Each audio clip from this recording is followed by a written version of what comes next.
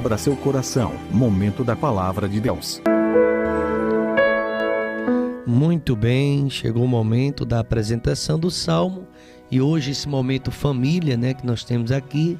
Estou com Marisa e eu queria apresentar pelo menos 3 conselhos para um bom casamento. 3 conselhos para um bom casamento. Vamos ver uma visão aqui, dentro desta área, referente à nossa vida familiar, conjugal.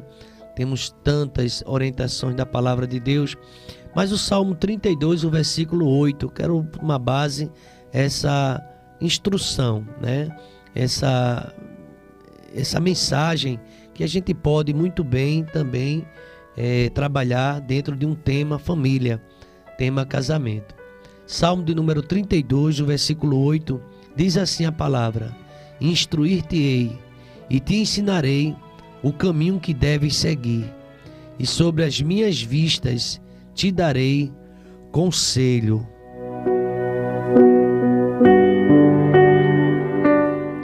Vou repetir o versículo: instruir-te-ei e te ensinarei o caminho que deves seguir, e sob as minhas vistas te darei conselho.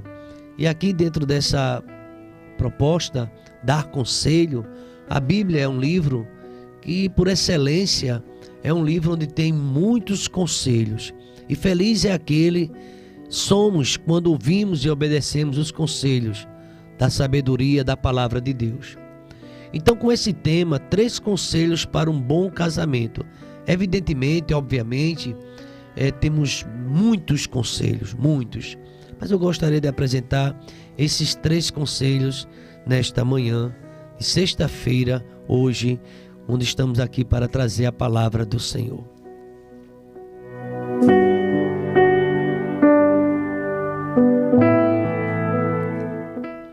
Muito bem. Um conselho sábio, bem fundamentado, fruto de comprovada experiência, ele é de valor incalculável.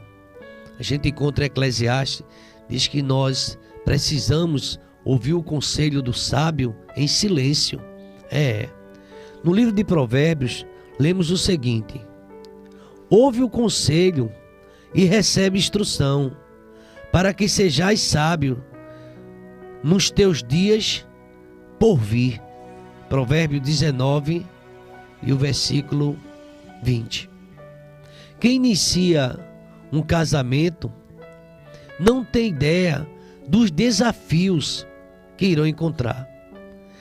Quem inicia uma vida a 2, um casamento, não tem ideia das lutas e até dos dissabores que lhe reserva o futuro.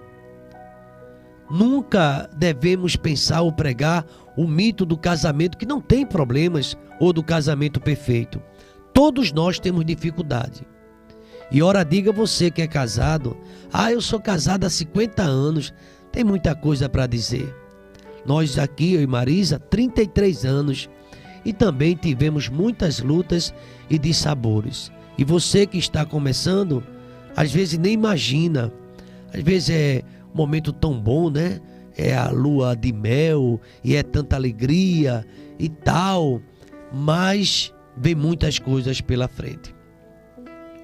Pois quem começa o casamento em sua mente só lugar para sonhos, castelos, projetos de felicidade. E quero dizer para você, noiva, noivo, que não há nada errado nisso, não. Claro que você vai pensar no melhor. E devemos pensar mesmo. E devemos sonhar. E devemos fazer projeto. Mas muitas vezes, para se evitar um desastre familiar nos dias por vir, Jesus Cristo, ele nos convida a construirmos hoje a nossa casa ou o nosso lar numa rocha e por meio de obediência à palavra de Deus. Pois todo aquele, diz Jesus no Sermão da Montanha, que ouve minhas palavras e não obedece e não põe em prática, será comparado a um homem que edificou a sua casa sobre areia. Quem não coloca em prática, vai vir muitas lutas, viu? Nessa casa vai soprar o vento forte, o rio vai bater com ímpeto, e se a casa não estiver na rocha, a família não estiver na rocha, desaba. Jesus Cristo ensinou isso. Devemos obedecer.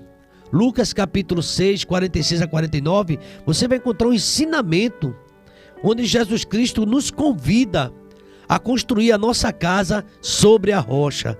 E você sabe quem é a rocha dos séculos? Quem é essa rocha? Essa rocha é Jesus. Queridos irmãos, ouvintes do programa Gabinete Pastoral, casamento perfeito não existe. E não passa de mito. Pois não há ninguém perfeito, nem eu, nem Marisa, nem você, nem sua mulher, nem sua esposa, nem seu esposo. Não há ninguém perfeito. Entretanto, quando o marido e a mulher são realmente dirigidos por Deus, governados por Deus, é possível uma convivência pacífica, produtiva, amável, feliz entre as pessoas, apesar de tantos pontos de vista diferentes. Mesmo assim, é possível a unidade na diversidade. É possível a comunhão, mesmo em pessoas, em lares com tantas pessoas diferentes. Eu quero dizer para você nesta manhã, por experiência, porque eu sou um sacerdote casado, 3 filhos, graças a Deus, e posso falar sobre esse assunto. Nos lares cristãos também existem problemas, claro que existem. Nos lares dos pastores existem problemas, claro que existem. Mas a forma de enfrentá-los é claramente ensinada na Bíblia, nas Escrituras. E dessa maneira, vamos considerar aqui pelo menos 3 importantes conselhos. 3 que poderão evitar uma série de males na importante jornada da vida 2. Eu quero gostaria de apresentar 3 conselhos que vai lhe ajudar.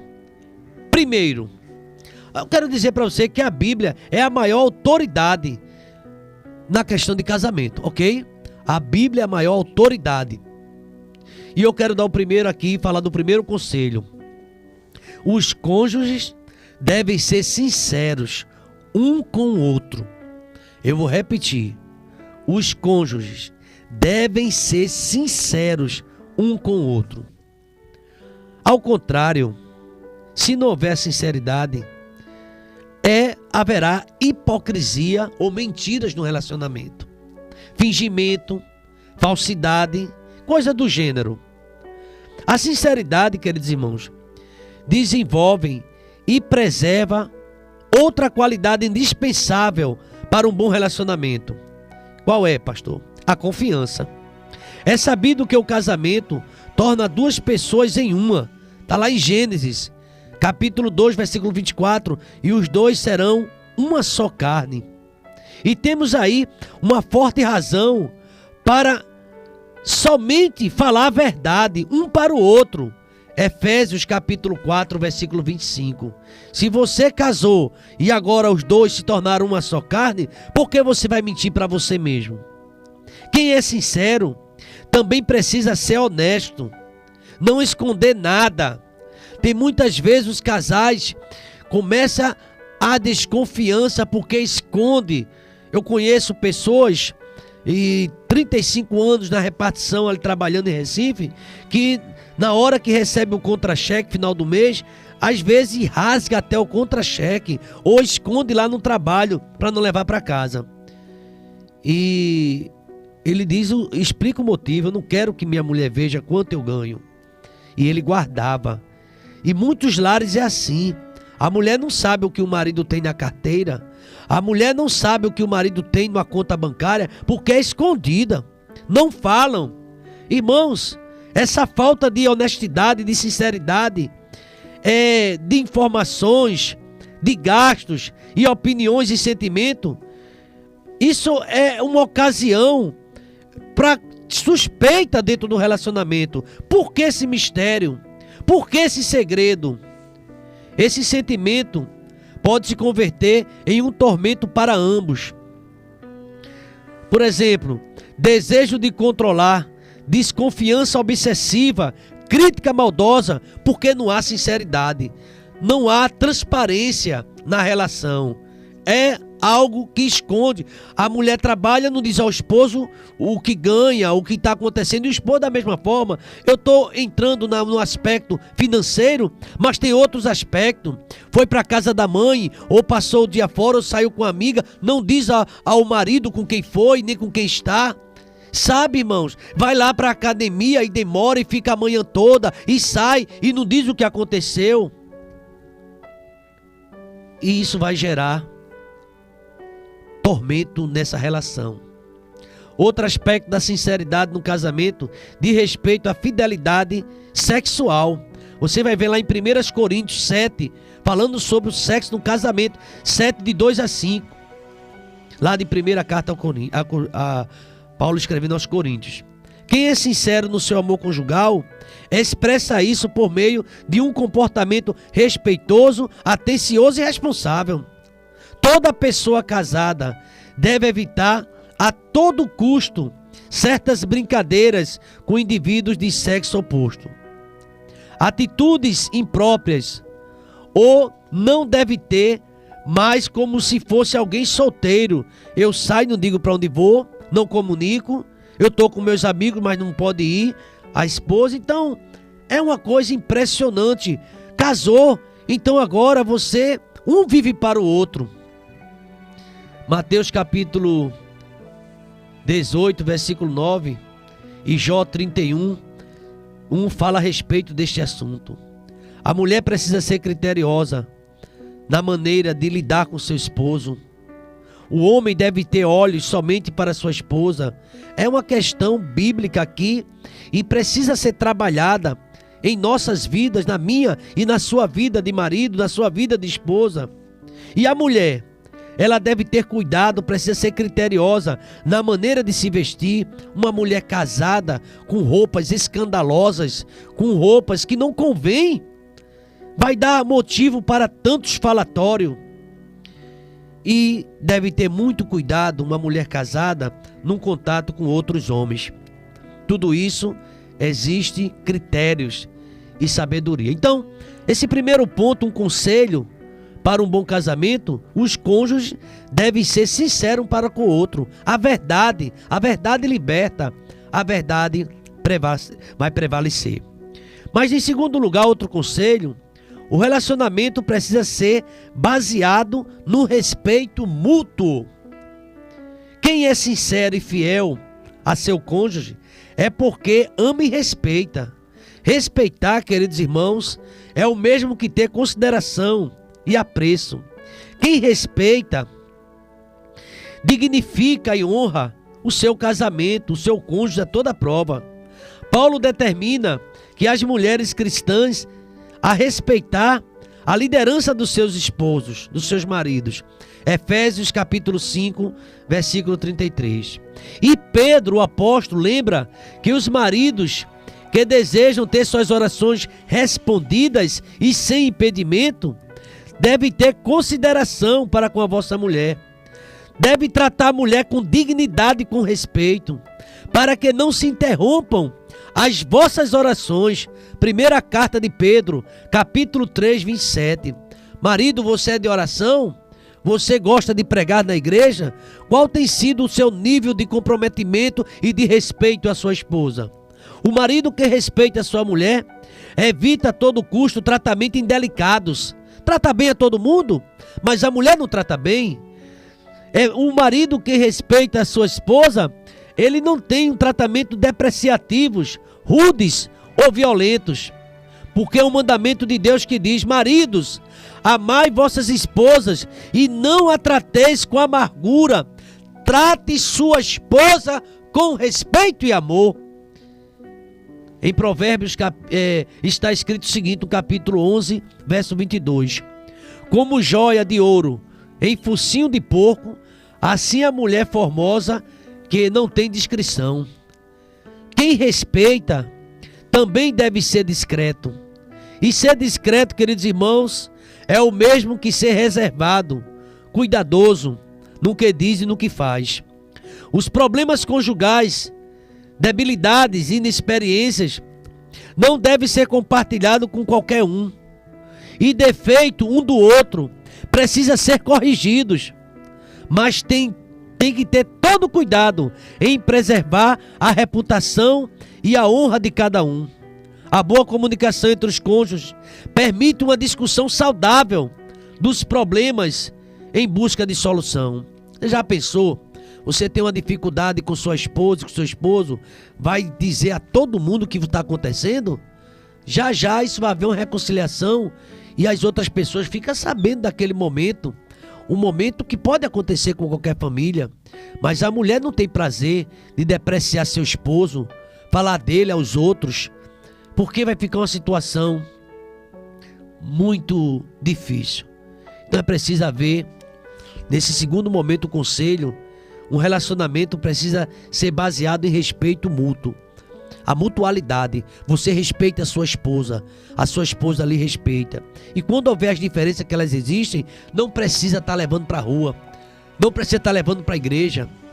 Tem pedido de orações que é silencioso, é você e Deus. Você não precisa estar dizendo.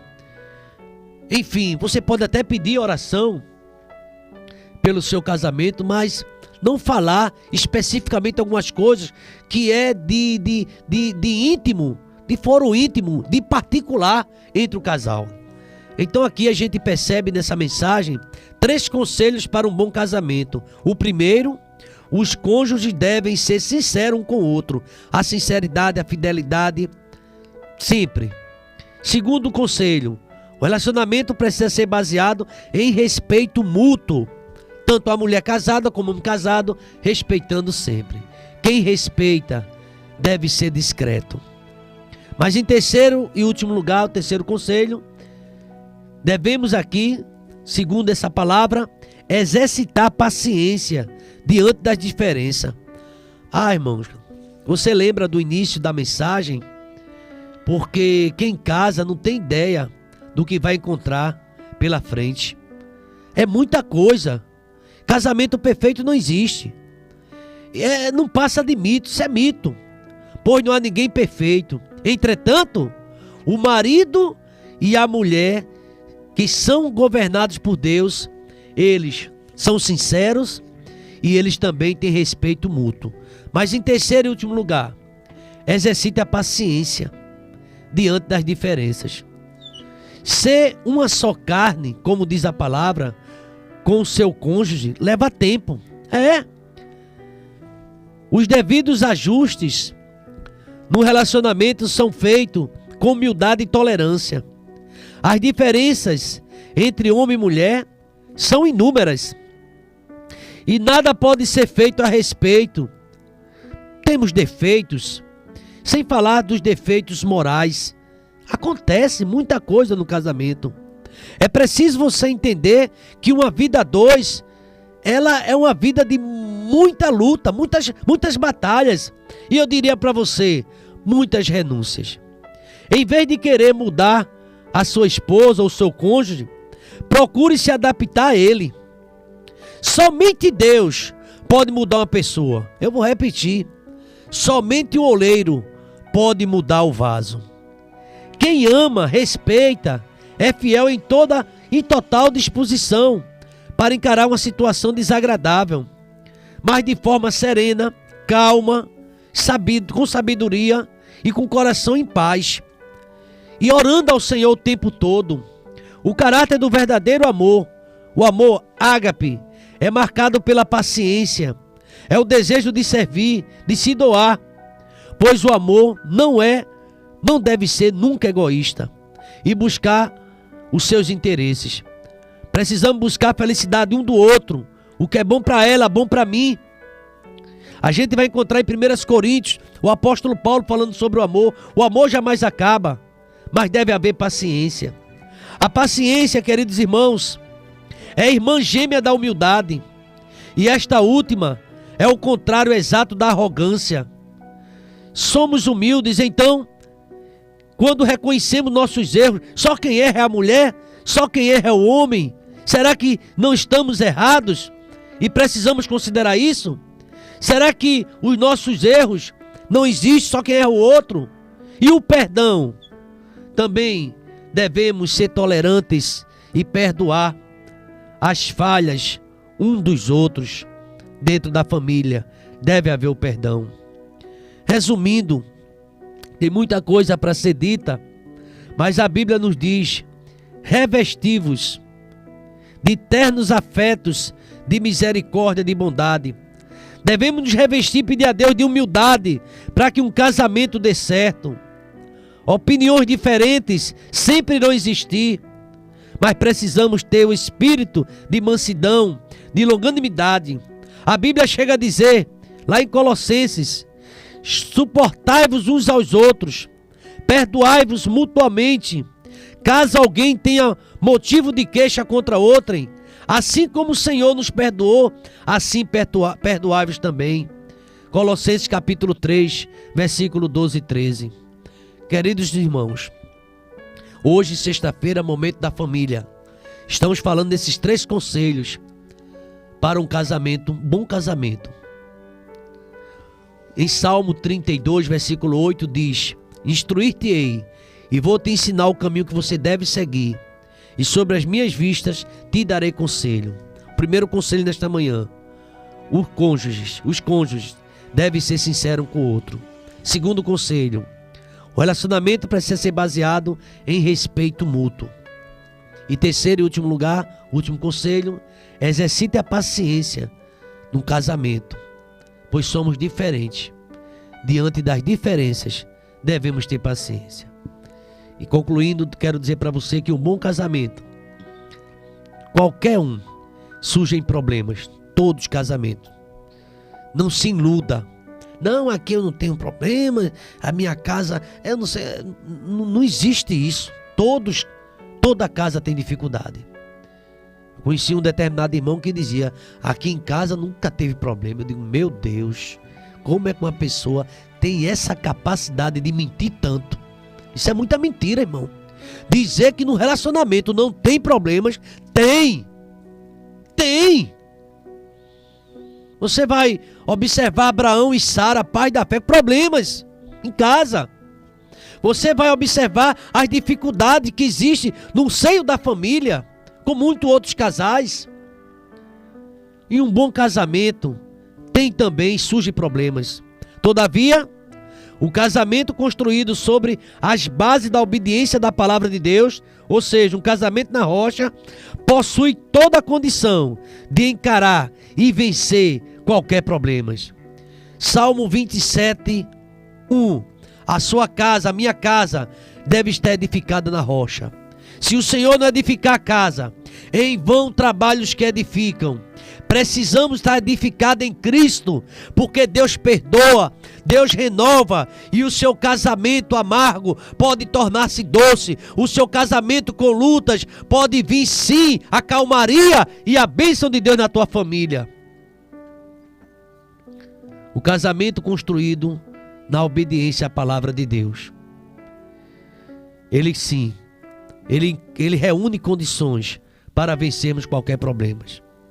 É verdade que nem sempre, e na maioria dos casos, o divórcio é a melhor saída para os problemas conjugais.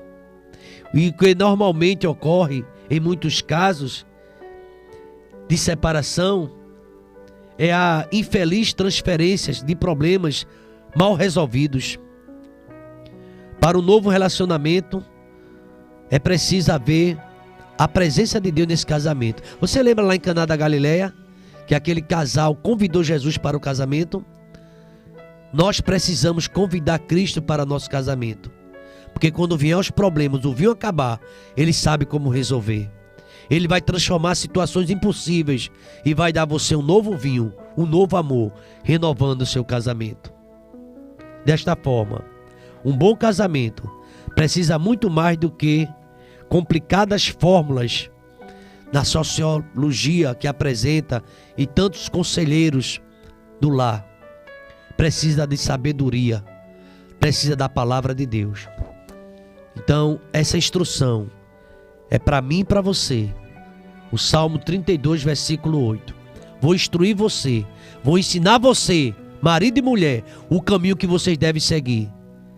E sobre as minhas vistas, eu darei conselho a vocês. Que bênção. Que Deus abençoe seu casamento e a sua vida. No nome de Jesus. Minha Agradecemos sua presença aqui em nosso canal. Obrigado. Ensina a tratar minha família.